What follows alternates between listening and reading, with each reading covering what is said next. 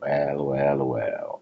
Trump makes comments about Canada becoming the 51st state of the United States. Apparently, it's all just jokes. Or is it? The Canadian ambassador responds. That's what. I have to start off on this initially Fox News report, which I'm sure you're familiar with now. CNN is also reporting that essentially as the prime minister conveyed how serious an impact and how, devastating really an impact these potential tariffs would have on our economy, that the incoming president retorted essentially insinuating that Canada would be could be the 51st state. And I just a few minutes ago, I'll pull up on the screen. I think you'll be able to see it there. President Trump actually posted on social media this picture, which shows him kind of like looking off, I guess, towards Canada with the Canadian flag. I don't know. We've reached out to find out what that. No one can underestimate this man's sense of humor. This is funny. I like. As a Canadian, I like.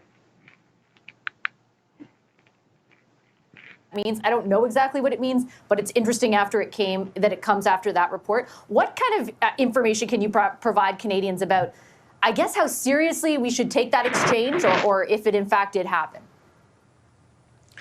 Okay, I can't see your post, but you described it, so that's good. I haven't seen the post you're talking about.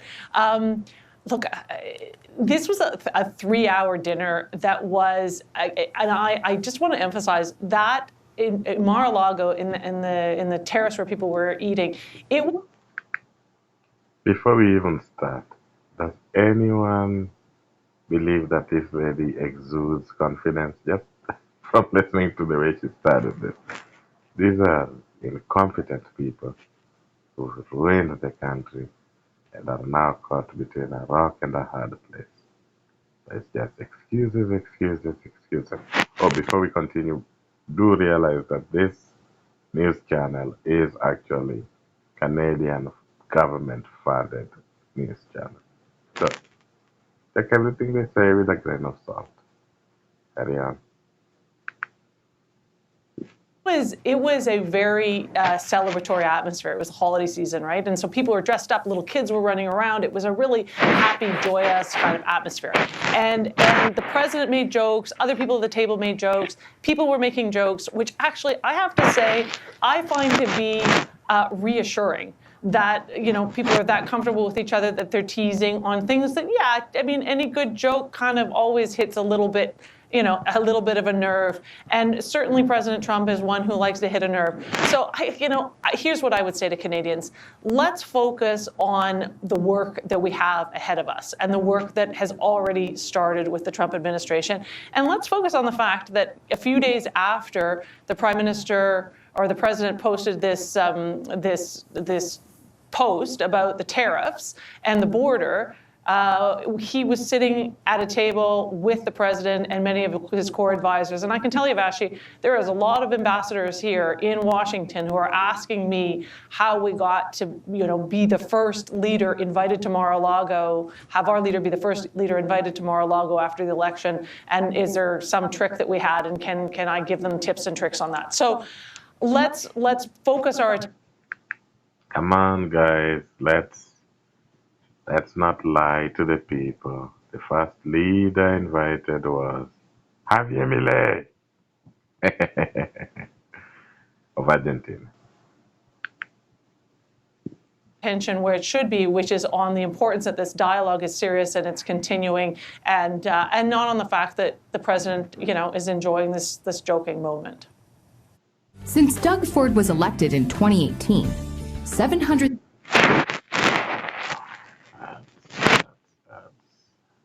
Sorry about this. 1,000 more Ontarians are without a family doctor. Hospital wait times have increased by more than 20%. Doug Ford, a choice we cannot afford. I guess if I were to take sort of the... Sorry about that. Unskippable YouTuber. Couple of things from that exchange. The first is that, understandably, and of course, our government and our prime minister would convey to him that those tariffs would have a big impact on our economy. Is it your view that either he or the people around him are aware of the degree to which this tariff would impact A, our economy, but B, theirs?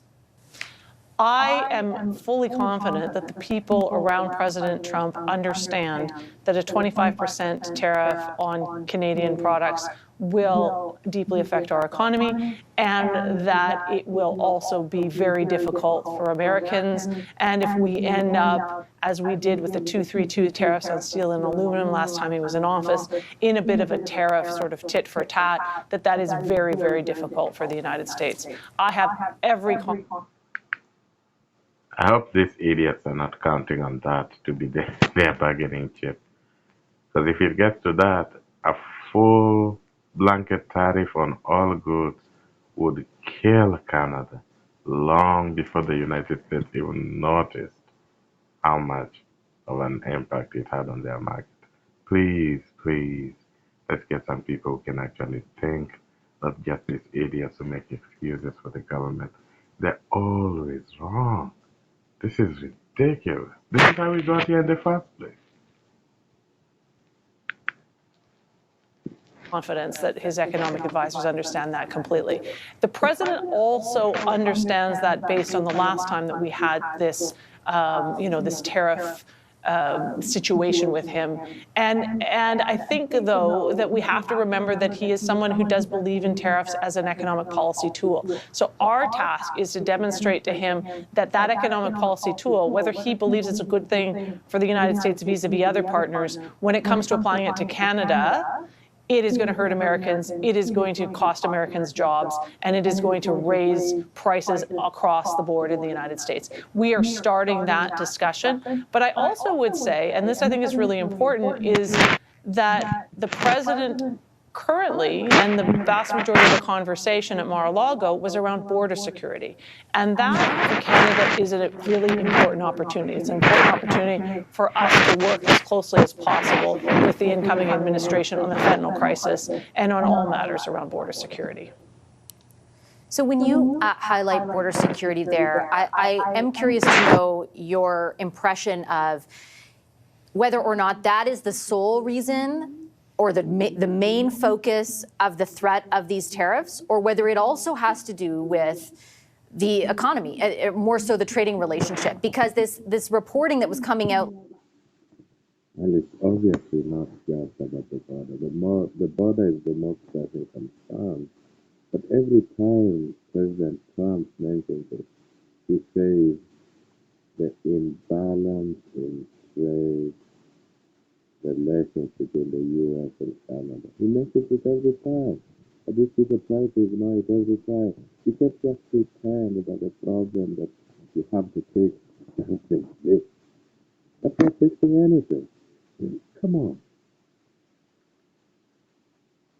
Last night, for example, was flagging the fact that he was very concerned about the trade deficit between our two countries, the U.S. trade deficit, aka we export more to the United States than they import from us. Do you believe, and I guess the reason I'm asking is because that informs what the solution to getting an exemption from these tariffs are, right? Is it just about fixing what happens at the border, which perhaps could be done in a shorter amount of time, or is it about getting rid of a trade imbalance that would take a lot longer than till January 20th? What is your impression of that? So my impression is that right now, the president is really eager to have us talk to his team around border security, around the fentanyl crisis, and around ensuring that we are working to keep what they call their northern border as secure as it can be. That is the sort of mandate, and that is the hook that he has expressed for this potential tariff imposition once he is in office. Does he have views on trade balances? He does. We experienced that in the NAFTA renegotiation. He believes that a balanced trade is better for the United States than a trade imbalance. But there, we are going to have to, take some time to unpack that again with him, as we did before, around what the nature of our bilateral trade is and where those, where the differences come from. And primarily, because a third of what Canada exports to the United States are energy products, when the cost of energy goes up, we find ourselves in a situation of having a trade surplus with the United States. And we need to talk that through with him and his team, because another objective of the U.S. Incoming U.S. administration is what the president calls energy dominance, which is ensuring that not only is the United States energy secure, but it has the degree and amount of energy necessary to power the AI revolution, to power the technological revolution. So, please don't forget that most of the reason why they import so much energy from Canada now is because they've shut down their own oil mining and gas fracking. Once they turn all that on, they're not going to need to import as much as we do.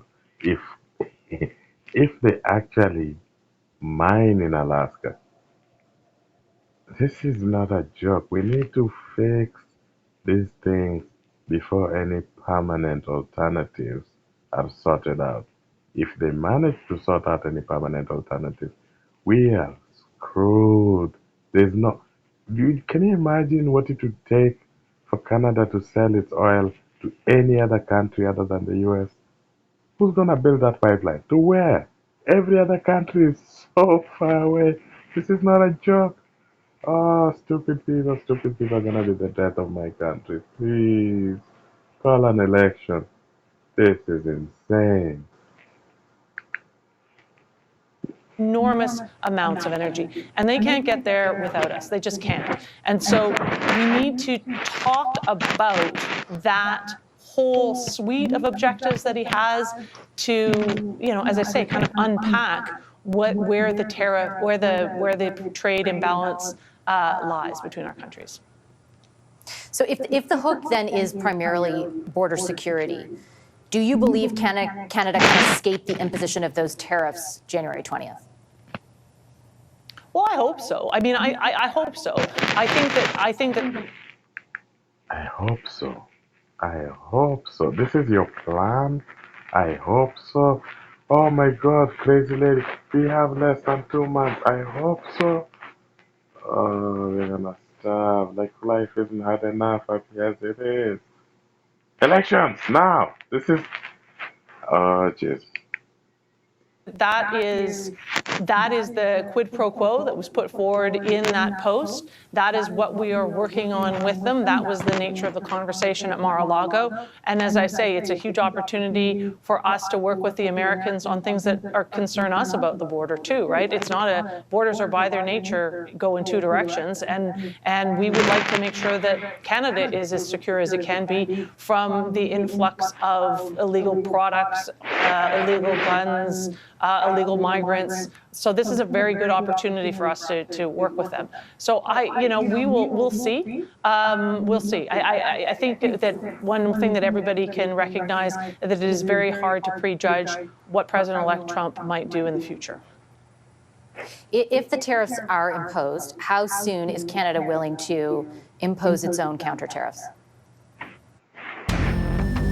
They say dress for the job you want. Well, do we have some jobs for you? Now get purchase financing from 0% APR for up to 72 months. Well, I mean, we're not there yet. Sorry about that. Also, don't buy Ford. They suck because they interrupt my video. Stupid. Carry on. I really hope, and I think we will do everything within our power to make sure that we don't get there, because that is just going to make things more painful for Canadians and Americans. And since the USMCA has came into force, the new NAFTA, trade between our countries is at historic levels. So we should build on that and not trying to tear it down. We are the #1 customer for 36 U.S. states. So that is a really important fact that we're going to have to bring to bear. So we will work really hard on trying to avoid the tariffs being put into place at all. But we will do what we have to do to make sure that we safeguard Canada's economy and Canadian workers and Canadian businesses. And so we'll be prepared as we have to be to take measures in in retaliation. But I am very. I hope that we don't have to get there. So you talk about working hard, and certainly based on your reflections and the federal government's reflections so far on how that meeting went, or the fact that it even occurred at all in Mar-a-Lago, it sounds like there's at least connections made with people who are in and around Donald Trump. What does the strategy look like, if you could add some specifics, between now and January 20th to try and secure an exemption from the imposition to these tariffs? Like, who are you or have you already maybe in the past few days, or who will you be talking to try and ensure that?